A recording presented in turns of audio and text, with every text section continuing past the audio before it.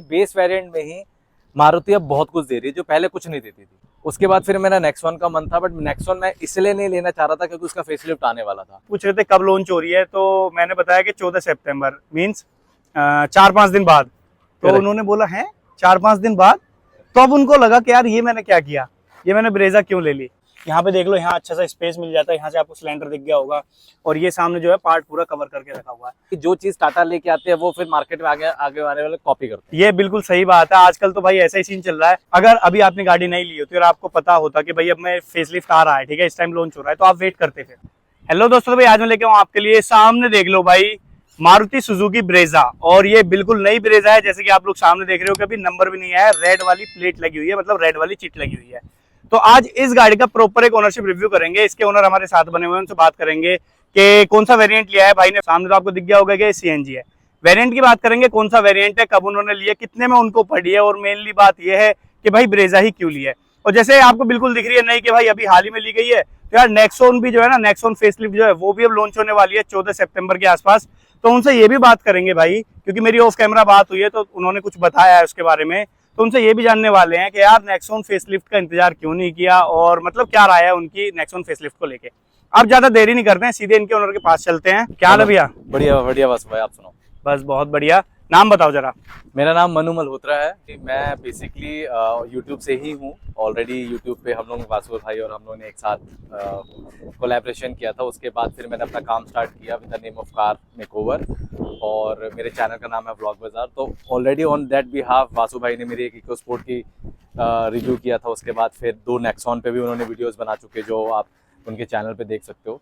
और मेनली क्या है कि भैया का काम जो है ना, मॉडिफिकेशन, एक्सेसरीज वगैरह, सब मतलब गाड़ियों को, गाड़ी का श्रृंगार करते हैं। हाँ, है ना। अब बात करते हैं गाड़ी की। भैया कब डिलीवरी ली है इसकी? गाड़ी मैंने ली है ये जो करंट अभी मंडे गया है, यानी कि मंडे को जो भी डेट आप लगा लेना, करंट 3-4 दिन हुआ है। 3-4 दिन हुआ, 4-5 दिन हुआ मैक्सिमम। और ये वेरिएंट कौन सा लिया है? वेरिएंट मैंने बेस मॉडल लिया है LXi CNG। तो CNG लेने का सबसे बड़ा पर्पस ये रहा है कि अभी करंट जो फ्यूल इकोनॉमी को लेके लोग बहुत हाइप बना रहे हैं, और CNG जो है अब ऑन डिमांड भी है। आप चाहे देखो, अभी नेक्सॉन की हम बात कर रहे थे, तो नेक्सॉन भी अब CNG वेरिएंट में आने वाली है, और टाटा की मोस्टली सारी गाड़ियां जो है वो CNG के अंदर कन्वर्ट हो चुकी हैं। तो इसलिए मेरा प्लस पॉइंट यही था कि मुझे लेनी है तो अब मैं CNG पे ही जाऊंगा, कि जब मुझे CNG जरूरत है मैंने CNG चला ली, और जब मुझे पेट्रोल चाहिए तो मैंने पेट्रोल चला ली। ओके। और डीजल तो अब पता ही है कि मोस्टली जो है कंपनीज डिसकंटिन्यू कर रही है डीजल, तो डीजल में ले ऑप्शन जाना ही नहीं चाहता था। इसमें आता भी नहीं है वैसे भी। इसमें मारुति में तो आता नहीं है। इससे हाँ। पहले जो इको स्पोर्ट यूज कर रहा था वो तो डीजल ही यूज कर रहा था, बट बट वो 10 साल वाला पंगा छोड़ने के बाद इस बेटर की मैंने प्रेफर किया कि मैं CNG पे जाऊँ। अब ये बात बताओ मुझे मनु भाई, जैसे आजकल हम देख रहे हैं कि हर गाड़ी पे ऑलमोस्ट वेटिंग वगैरह चल ही रही है। करेक्ट। ठीक है, तो हमको भी एक आदत हो गई है अब गाड़ी बुक करने की। पहले क्या होता था कि यार चलो ठीक है, आज गए, पसंद आई और ले हाँ, 2-3 दिन में या उसी सेम डे डिलीवरी मिल जाती थी। पर हमको भी अब आदत हो गई है। तो इस गाड़ी के साथ कैसा एक्सपीरियंस रहा इस सब चीजों को लेकर? गाड़ी में वेटिंग ऑलमोस्ट जो मुझे बोली गई थी कि कम से कम 10 महीने की वेटिंग है, बट मैंने 1.5 महीने के अंदर मेरे को गाड़ी मिल गई। वो भी बेस वेरिएंट में भी उन्होंने बोला था कि इससे भी ज्यादा जा सकती है, बट स्टिल थोड़ा कॉन्टैक्ट से उसके अकॉर्डिंग 1.5 महीने के अंदर अंदर गाड़ी मुझे मिल गई। मैंने 10 जुलाई को बुक करी थी, और आप देख लो 3-4 तारीख को मिल गई। तो वो 1.5 से पौने 2 महीने के अंदर अंदर मुझे गाड़ी डिलीवरी। भाई मुझे पता है LXi, खासकर ब्रेजा का जो LXi वेरिएंट है, चाहे वो CNG में हो या पेट्रोल में हो, CNG में ज्यादा वेटिंग है और पेट्रोल में थोड़ी कम है, लेकिन LXi पे बहुत वेटिंग है। बहुत वेटिंग है। और आपको 1.5 महीने में मिल गई। मुझे 1.5 महीने में। हाँ, तो ये सोर्स का कमाल होगा। सोर्स का कमाल भी कह सकते हो, बट ये है कि कुछ टर्म्स से, कॉन्टैक्ट से, कुछ भी कह सकते हो। और वेटिंग इसलिए इसमें ज्यादा क्योंकि बेस वेरिएंट में ही मारुति अब बहुत कुछ दे रही है जो पहले कुछ नहीं देती थी। जैसे कि आपको चारों पावर विंडो दे रही है, रेयर AC वेंट्स दे रही है, ORVM एडजस्टर दे रही है। तो वो चीज जो बेसिक चीजें होती थी एक VXi या दूसरे टॉप एंड वेरिएंट कार्स के अंदर वो अब आपको LXi के अंदर ही सब चीज मिल जा रही है। मेन बात है मनु भाई, जैसे पहले अगर हम मान लो इसको अभी बेस मॉडल की तरह नजर से देखें मारुति के, तो क्या होता था, डोर हैंडल्स ब्लैक होते थे, ORVM black without turn indicator. Correct. Turn indicator fender पे डाल दिया जाता था। अंदर आपको जो पावर विंडोज थी वो आगे की मिलती थी। मतलब ऐसे ऐसे चीजें थी ना कि बड़ी अजीब सी, मतलब देख के पता लगता था कि ये जो है बेस वेरिएंट है। लेकिन इस गाड़ी में सिर्फ आप टायर को चेंज करो। अभी अगर आप देखो तो इसको कहीं पे भी कहीं मेंशन नहीं है कि LXi है ये। आप VXi उठाओ या आप LXi उठाओ, आपको दोनों गाड़ियां सेम ही नजर आएंगी। हेडलाइट भी सेम है, टायर साइज भी सेम है, उसमें भी अलॉय नहीं देते, उसमें व्हील कैप देते हैं, टर्न इंडिकेटर देते हैं, रियर AC वेंट्स देते हैं। सिर्फ और सिर्फ एक डिफरेंस है VXi और इसमें, कि आपको माउंट कंट्रोल्स मिल जाते हैं, स्टीयरिंग कंट्रोल्स मिल जाते हैं और आपको ऑटोमेटिक क्लाइमेट कंट्रोल मिलता है, बस। आपने जो बोला ना कि हेडलाइट्स, तो भाई मैं हेडलाइट्स एक बार दिखाऊंगा। बेस वेरिएंट्स में कौन ही ऐसी हेडलाइट्स देता है जो प्रोजेक्टर बेस्ड मिलती है, बताओ। करेक्ट है ना। और बेस वेरिएंट में ऐसी चीजें मिल रही है तो वेटिंग तो बढ़नी है और पसंद भी यही वेरिएंट आने वाला है। Correct. कुल मिला के बात ये है, वर्थ है ये वेरिएंट, पूरा वर्थ है। मतलब क्योंकि आप देख रहे हो ऊपर shark fin antenna, shark fin antenna भी दिया हुआ है। तो भाई वर्थ तो है। ठीक है, चलो अब मुझे बताओ भाई, जब आपने गाड़ी प्लान की है तो कौन कौन सी गाड़ियां शॉर्टलिस्ट की थी? देखो, शॉर्टलिस्ट की अगर मैं बात करूँ, मैं 2-3 जगह गया था। उस टाइम जिमनी लॉन्च भी हुई थी, मैं जिमनी भी देखने गया था। देखते मैंने मना कर दिया कि नहीं लेनी, क्योंकि वो गाड़ी कम और खिलौना ज्यादा लग रही है, इसलिए मैंने उसको कैंसिल कर दिया।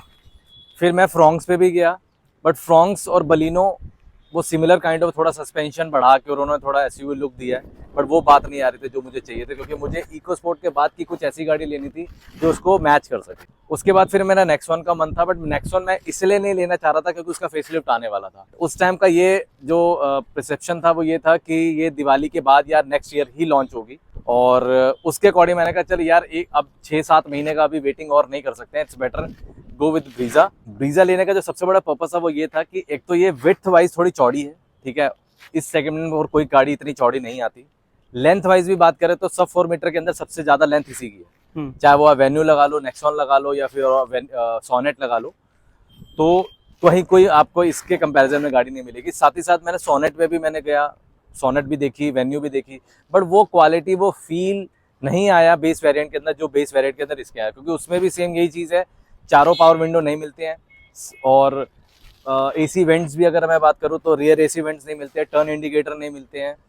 तो उसके अकॉर्डिंगली मेरा फाइनल जो डिसीजन रहा वो ब्रीजा पे रहा, और वैल्यू फॉर मनी भी है, प्लस मारुति का जो भरोसा है, पार्ट्स को ले लो या फिर सर्विस कॉस्ट को ले लो, उस सब के अकॉर्डिंगली मैंने एक ओवरऑल पैकेज बना के मैंने कहा Brezza is the best choice. भाई अब आपने जो नेक्सॉन फेसलिफ्ट की बात छेड़ी, तो आप बोल रहे हो कि मुझे लग रहा था दिवाली के बाद आएगी, तो अगर वो दिवाली से अभी मुझे पता लग गया होता कि अगर मैं शायद 1 महीना 1.5 महीना और रुकता और मुझे ये पता लग गया होता कि नेक्सॉन आ चुकी है या लॉन्च, मैं तो हाँ, ये हो सकता था कि फिर मेरा कंपटीशन नेक्सॉन और ब्रीजा के अंदर ही होता, और माइट भी हो सकता है वो 50-50 होता। पता है मनु भाई को इस चीज का एहसास भी अभी हुआ है ऑफ कैमरा। जब मैंने वीडियो स्टार्ट करनी शुरू की थी तो वो पूछ रहे थे कब लॉन्च हो रही है, तो मैंने बताया कि 14 सितंबर, मीन्स 4-5 दिन बाद। तो उन्होंने बोला है 4-5 दिन बाद, तो अब उनको लगा कि यार ये मैंने क्या किया, ये मैंने ब्रेजा क्यों ले ली। हालांकि मैं ये कह रहा हूँ इनको रिग्रेट नहीं है ब्रेजा लेने का, बस ये है कि ये होता है कि नया फेसलिफ्ट है, नेक्सॉन है, नया एक कॉन्सेप्ट लेके आया, नई चीज आ रही है, तो भी ऑलमोस्ट 1 साल हो चुका है, वो अभी नया कॉन्सेप्ट है, तो उसको लेके अब टाटा ऑलमोस्ट 3 से 4 साल उसको कंटिन्यू करेगी, तो वो एक नई चीज है। फीचर्स वाइज उसके इंटीरियर अगर आप देखो तो वो दी बेस्ट है, प्रीमियम, उसको प्रीमियम, मतलब आप कह रहे हो कि वो कोई क्लास नहीं है उसका। ये चीज है कि जो चीज टाटा लेके आती है वो फिर मार्केट में आगे आने वाले कॉपी करते हैं। ये बिल्कुल सही बात है। आजकल तो भाई ऐसा ही सीन चल रहा है कि वो सरप्राइज कर देती है। अब आप ये देख लो कि उस सेगमेंट की गाड़ी वाले या उस सेगमेंट की जो भी कंपनियां हैं, ठीक है, तो वो क्या सोच रही है कि यार ये चीज क्या आ गई है। अब जैसे आपने उसका स्टीयरिंग देखा होगा कि भाई इल्यूमिनेटेड लोगों के साथ, आज तक हमने किसी गाड़ी में नहीं देखा। टच पैनल उसका सारा एसी वाला, एसी वेंट्स है, जो कि पहले होंडा सिटी में आता था, बट अब वो है वो डिसकंटिन्यू कर दिया था उन्होंने, अब टाटा के अंदर जो है वो उन्होंने कंटिन्यू कर दिया। तो वो चीज़ एक थोड़ा प्रीमियमनेस नजर आती है कि हाँ, आप कहीं गाड़ी रेंज रोवर के अंदर बैठे हो, क्योंकि वो कॉन्सेप्ट ही वही है, उसी प्लेटफॉर्म पे लेके चलते हैं, ओमेगल प्लेटफॉर्म पे लेके चल रहे हैं। तो गाड़ी नो डाउट बहुत अच्छी गाड़ी है, बट ब्रीजा भी बहुत अच्छी है। अच्छा चलो, एक लाइन में पूछना चाहता हूँ, अगर अभी आपने गाड़ी नहीं ली होती और आपको पता होता कि भाई अब मैं फेसलिफ्ट आ रहा है, ठीक है, इस टाइम लॉन्च हो रहा है, तो आप वेट करते फिर? मैं वेट करता, मैं डेफिनेटली वेट करता। हाँ, कंपैरिजन करने में हो जाता ना कि हाँ, ब्रीजा और वहाँ दोनों चीज देख के पता लगता कि क्या हमारी गाड़ी ब्रीजा फाइनल करनी है या नेक्सॉन फाइनल करनी है, वो दोनों कहीं ना कहीं कंपैरिजन। वो मैं अगर बताऊं तो भाई, अगर मैं भी कंपैरिजन एक निकाल के दूं आपको, तो मैं भी बोलूंगा कि नेक्सॉन ही लो, क्योंकि देखो बिल्कुल फ्यूचरिस्टिक सा डिजाइन है, काफी चीजें एड ऑन है, सारी लाइट से। अब जैसे बेस वेरिएंट में हम बात करें ना, बेस वेरिएंट में क्या डाल दिया कंपनी, तो उसमें आप देखोगे तो डीआरएल और प्रोजेक्टर जो दिया हुआ है उसमें भी एलईडी है, वो भी बाई फंक्शनल, ठीक है, सिक्वेंशियल डीआरएल्स मिल जाते हैं, तो काफी चीजें ना बहुत ही प्यारी कर दी हैं। तो यार मैं भी बता देता हूँ, मैंने नेक्सॉन को बुक कर दिया है और वो जल्दी आएगी, तो आपको सारी अपडेट्स मिलती रहेंगी। नेक्सॉन की बुकिंग की वीडियो डाली हुई है मैंने, वो जाके देख लो। नेक्सॉन फेसलिफ्ट का डिटेल रिव्यू क्या है वो जाके देख सकते हो, और नीचे डिस्क्रिप्शन में आपको सारी वीडियोस के लिंक वगैरह मिल जाएंगे। अब आते हैं ब्रेजा पे। तो भाई माइलेज वगैरह का मारुति का बड़ा नाम होता है कि यार माइलेज अच्छा देती है, तो कंपनी कितना क्लेम करती है इसमें? कंपनी 26 का क्लेम करती है आपका सीएनजी पे हम्म। और 18 का क्लेम करती है पेट्रोल पे। ओके। मैंने ऑलरेडी कंपनी जो मेरे यहाँ काम कराने के लिए लोग आते रहते हैं क्लाइंट से, मैंने ZXi कस्टमर के पास थी सीएनजी भेजे और मैंने उनसे भी रिव्यू लिया, तो उन्होंने मुझे जो फीडबैक दिया है मैं रियली शॉक्ड हूँ कि कंपनी 18 का क्लेम करती है पेट्रोल पे और कंपनी वो उन्होंने मुझे ये रिव्यू दिया कि 20 का एवरेज मुझे दे रही है। हाँ 18 का देके 20 का एवरेज दे रही है और 26 का एवरेज सीएनजी पे ना जाके 30 पे एवरेज मेरे को हाईवे पे दे रही है। क्या बात है यार। मतलब कंपनी क्लेम से भी ऊपर जा रही है, तो ये ट्रस्ट थोड़ा सा बढ़ जाता है। बढ़ जाता है। तो इसीलिए और नो डाउट बिल्ड क्वालिटी पहले के मुकाबले मारुति ने बहुत ऊपर कर दी है। आई थिंक 4 या 4 स्टार एनकैप से मिले हुए हैं। 4.5 स्टार इसकी रेटिंग जो है वो 4 आई है। तो 4 मतलब अगर देखा जाए तो कहीं ना कहीं हम टाटा की जो आपकी टियागो या टिगोर हाँ। हम उससे कंपैरिजन कर सकते हैं ना। उसमें भी ये बोलते हैं कि अगर हम बैठे तो सेफ है, तो कम से कम एक सेफ्टी पॉइंट ऑफ व्यू से थोड़ा बहुत हम इमेजिन कर सकते हैं कि हाँ ब्रीजा भी है, no doubt safety point of view से कहीं ना कहीं हम लोग को बचा लेगी। नहीं देखो मानना पड़ेगा भाई, ब्रेजा में बैठ के सब चीजें फील करोगे ना तो आपको फील होगा कि हम किसी सेफेस्ट कार में हैं। आपको इवन ऐसा भी नहीं लगेगा चलाते हुए कि आप मारुति चला रहे हो। करेक्ट, क्योंकि ऐसी बिल्ड क्वालिटी थोड़ी सी चेंज कर दी गई है। हैवी भी है, पहले के अकॉर्डिंगली बहुत हैवी है गाड़ी। अगर मैं इसके अभी तक हम लोग काफी टाइम से इसके पॉजिटिव्स ही देख रहे हैं। अगर मैं हल्की फुल्की नेगेटिविटी की बात करूं कि इसमें थोड़ा नेगेटिव क्या है, तो इसके प्लास्टिक की क्वालिटी जो है वो कहीं ना कहीं as comparison to previous one थोड़ी सी डाउन है। ओके ठीक है, वो मुझे पर्सनली फील हुई है, बाकी कुछ लोगों को नहीं कह सकते, मुझे पर्सनली फील हुई है। क्योंकि या तो हो सकता है मैं कंपैरिजन इसको फोर्ड से कर रहा हूँ क्योंकि फोर्ड की प्लास्टिक की क्वालिटी और इसकी प्लास्टिक क्वालिटी जमीन आसमान का फर्क है, उसके अकॉर्डिंगली कंपैरिजन कर रहा हूँ। बाकी नो डाउट गाड़ी बहुत अच्छी है। गाड़ी में बैठने में फील भी आ रहा है कि हाँ वो हाइट के अकॉर्डिंगली एंड ऑल। और बाकी अभी तक तो बेसिक गाड़ी है, बाकी इसको जब कंटिन्यू मॉडिफिकेशंस करेंगे तो वासु भाई बैठेंगे रिव्यू करने के लिए। एक बार इंटीरियर चेक करते हैं भैया। जरूर जरूर। तो ये देख लो भाई LXi का जो इंटीरियर वो ऐसा मिलता है। मेरा तो भाई मनु भाई पसंदीदा इंटीरियर है क्योंकि मुझे डार्क पसंद है, मतलब अंदर से कंप्लीट ब्लैक हो। करेक्ट। और मारुति आपको ना हाफ तो करके ही दे रही है कि लो अब आप इसको डार्क एडिशन कर लो। करेक्ट। क्योंकि देख लो भाई ये पावर विंडो कंट्रोल जैसे भाई बता रहे कैसे मिल जाते हैं और आप इसमें थोड़ा बहुत ना जैसे भाई तो बदल ही देंगे, पियानो डाल देंगे या बहुत सी चीजें, जैसे ये पार्ट भी हम पियानो कर सकते हैं, वो हम आपको दिखा देंगे जब इसमें काम करेंगे। अंदर बैठ जाओ मनु भाई जरा। और अब मुझे बताओ कि भाई ड्राइविंग कंफर्ट कैसा है, चलाने में कैसी लग रही है गाड़ी, कंफर्टेबल है या नहीं है? बहुत कंफर्टेबल है। इसका स्टीयरिंग भी अगर मैं जैसे कंपैरिजन लोग करते हैं कि मुझे टॉप एंड वेरिएंट वाला डालना है, सिर्फ कंट्रोल से कमी लगती है, रेस्ट गाड़ी बहुत अच्छी है। व्हील साइज अगर मैं देखूं, स्टीयरिंग व्हील तो बहुत कॉम्पैक्ट है, ज्यादा हैवी नहीं है, ज्यादा बड़ा नहीं है या ज्यादा छोटा नहीं है। इस पूरे डैशबोर्ड की अगर मैं बात करूं, मुझे सिर्फ ये वाली पोर्शन की कमी लगती है क्योंकि ऑटोमेटिक क्लाइमेट कंट्रोल नहीं है। तो ये चाहे आप पुरानी गाड़ी ले लो ऑल्टो या नई वाली ब्रीजा ले लो, चीज वो सेम आ रहा है। अच्छा नोब अगर चेंज हो जाते हैं जो आजकल चल रहे हैं वो अच्छे भी लगते हैं, ये थोड़ा ओल्ड लगने लगा है। अगर थोड़ा क्रोम दे देते या कुछ दे देते तो थोड़ा समझ में भी आता। अब जैसे मैं बात करूं, अगर हम नेक्सा की बात करते हैं तो उनके कोई भी आप बेस वेरिएंट सिग्मा जो उनका बेस आता है, चाहे फ्रॉन्क्स लगा लो चाहे बलिनो लगा लो, ऑटोमेटिक आता है, सबके अंदर ऑटोमेटिक आता है। तो वो कहीं ना कहीं मुझे लैग लगा कि यार जब आप 10.5 लाख रुपए खर्च कर रहे हो और आपने 8.5 लाख रुपए की फ्रॉन्क्स ले रहे हो आप बेस वेरिएंट, उसमें भी आपको ऑटोमेटिक क्लाइमेट कंट्रोल मिलता है। तो इट्स बेटर कि 10.5 लाख रुपए में आपको क्लाइमेट कंट्रोल देना चाहिए। बिल्कुल, वो कहीं ना कहीं मुझे लैग लगता है। बाकी ओवरऑल सीटिंग की अगर बात करो, बहुत कंफर्टेबल सीट है इसकी, चौड़ी है, ब्रॉड है और सपोर्ट अगर आप देखो, थाई सपोर्ट देखो पूरा है। कई लोगों का होता है कि हाँ थाई सपोर्ट पूरा नहीं मिल रहा है, और स्पेस भी बहुत अच्छा है। नहीं अगर स्पेस की बात करें तो स्पेस तो गाड़ी में इनफ है, और पीछे की सीट्स भी मैंने देखा है कि ब्रेजा की काफी कंफर्टेबल है। करेक्ट। तो कितने किलोमीटर आपने चला लिए?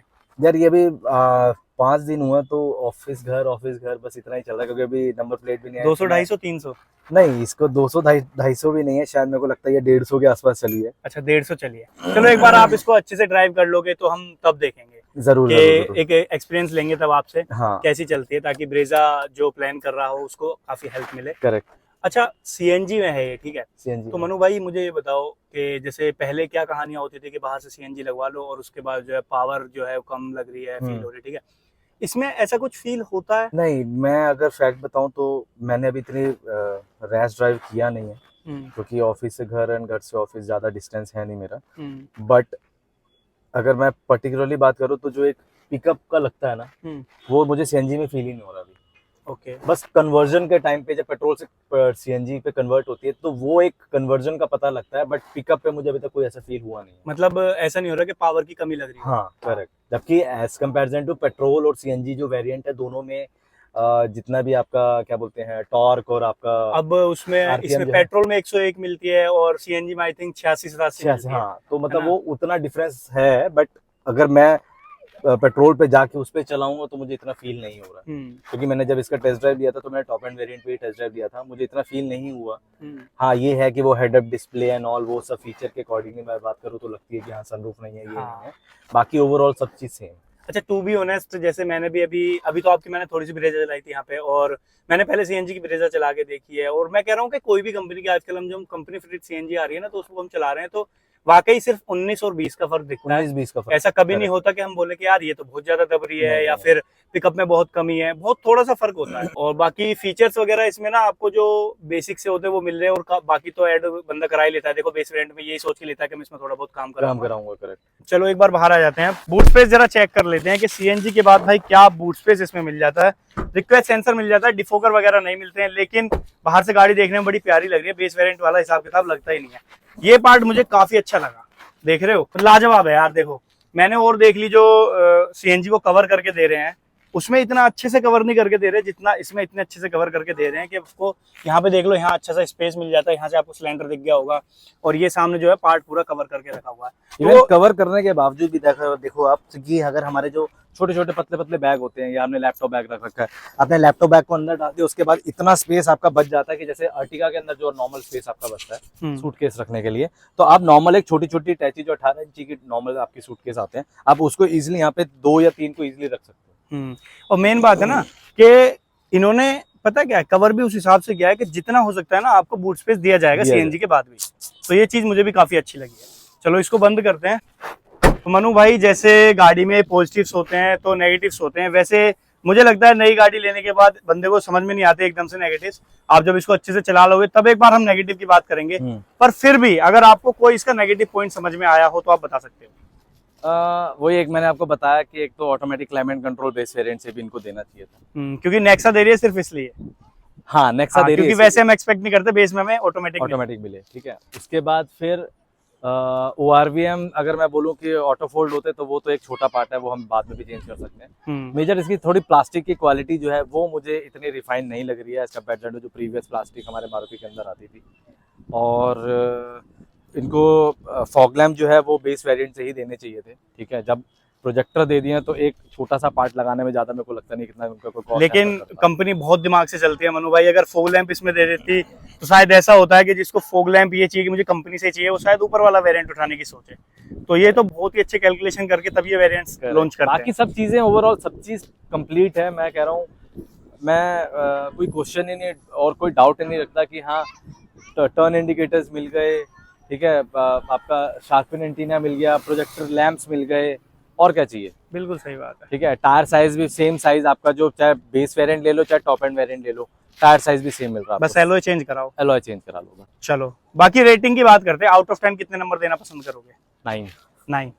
तो एक नंबर ये सब चीजों का ही, हाँ वो जो प्लास्टिक पार्ट और ये सब गया उसके लिए। बाकी मैं 10 आउट ऑफ 10 भी दे सकता हूँ, बट 9 इसीलिए दिया है क्योंकि पॉइंट जो 1% काटा है वो सिर्फ प्लास्टिक पार्ट पे काटा है। डिफरेंस भी बहुत कुछ है, जैसे अगर मैं हल्का फुल्का यहीं से दिखा दूं, अगर आप टॉप एंड वेरिएंट अगर गाड़ी आप देखते हो तो उसका जो आपका हेड यूनिट दिया हुआ है इन्होंने वो फ्लैट है, इसमें डाउन करके दिया हुआ है। Okay okay. तो उससे क्या है कि हमारी विजिबिलिटी भी थोड़ी खराब होती है। अब जैसे मैंने यहाँ पे आदि योगी लगा रखा है, वो दिख भी नहीं रहे, अगर अंदर बैठ के देखो ना तो मेरे को उठ के थोड़ा देखना पड़ रहा है कि हाँ वो लगे हुए हैं। तो उसके अकॉर्डिंगली क्या, अगर फ्लैट ये सेम सिचुएशन के अकॉर्डिंगली फ्लैट देते तो हमारा जो व्यू है, हमारा जो फ्रंट व्यू रहता है विंडशील्ड के थ्रू, वो बेटर हो जाता है एज कंपेरिजन टू ये वाला हेड यूनिट के अकॉर्डिंग। Okay okay. चलो मनु भाई, थैंक यू यार अपना टाइम देने के लिए, बहुत अच्छा लगा आपसे मिलके।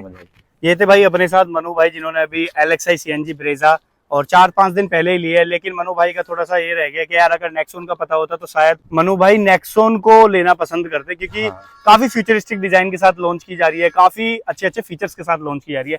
बाकी मैं बोलूंगा ये भी काफी वर्थ है गाड़ी LXi CNG। तो ये है कि ये भी भाई को वैसे 1.5 महीने के अंदर जो है मिल गई है, वैसे तो 9-10 महीने की वेटिंग इस गाड़ी पे बताई थी।